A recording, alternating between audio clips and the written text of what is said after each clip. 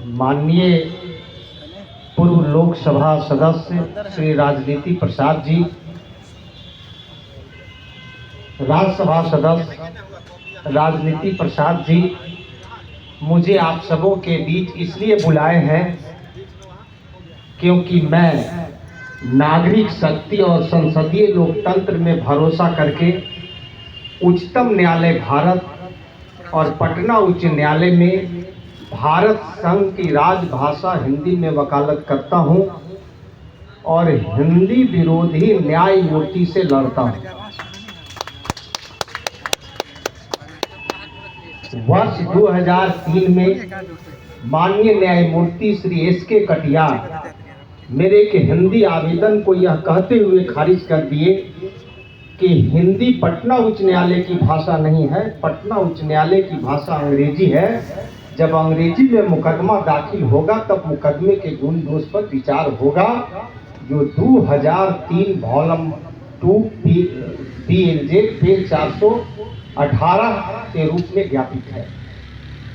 लेकिन मैं नागरिक शक्ति और संसदीय लोकतंत्र में भरोसा करके उस हिंदी विरोधी निर्णयादेश को स्वीकार नहीं किया। उसके विरुद्ध LPA दाखिल करने का सुझाव अपने वकील को दिया। मेरा वकील मेरे सुझाव को मानकर LPA दाखिल किया और उस LPA में वह हिंदी विरोधी निर्णयादेश टूट गया, जो 2010 volume 3 PLJ Patna high court page 83 के रूप में ज्ञापित है।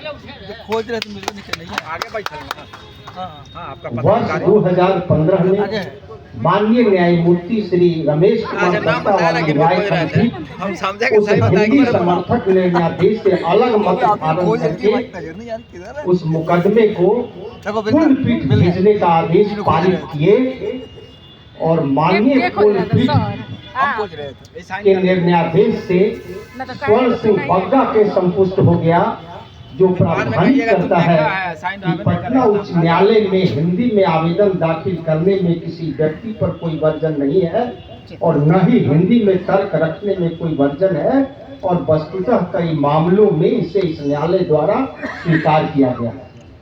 इतना ही नहीं, माननीय पूर्ण पीठ कृष्णा यादव केस में हिंदी विरोधी कानून पर पुनर्विचार करने और संशोधित अधिसूचना जारी करने का भी निर्देश बिहार सरकार को है, जिसके परिप्रेक्ष्य में मंत्रिमंडल बिहार की बैठक दिनांक 19/9/2023 से वह प्रस्ताव सर्वसम्मति से स्वीकृत है। जो व्यक्ति, जब मैं किसी नागरिक के हैसियत से हिंदी में मुकदमा दाखिल करता हूं तो कोई न्यायमूर्ति रोकने का हिम्मत नहीं करते हैं, और अगर रोकने का हिम्मत करते हैं तो उनका आदेश टूट जाता है। लेकिन जैसे ही मैं लॉ ऑफिसर के हैसियत से हिंदी में मुकदमा दाखिल करता हूं, वैसे ही न्यायमूर्ति यह सोचकर हिंदी को रोकना शुरू कर देते हैं कि अब इनको वकील का साथ नहीं मिलेगा, इनके ऊपर महाधिवक्ता है। और जैसे ही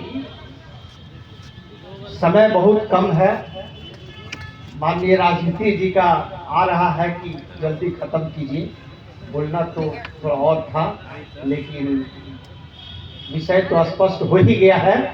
तो इन्हीं शब्दों के साथ अब मैं अपनी बात को समाप्त करता हूं। जय हिंद, जय भारत।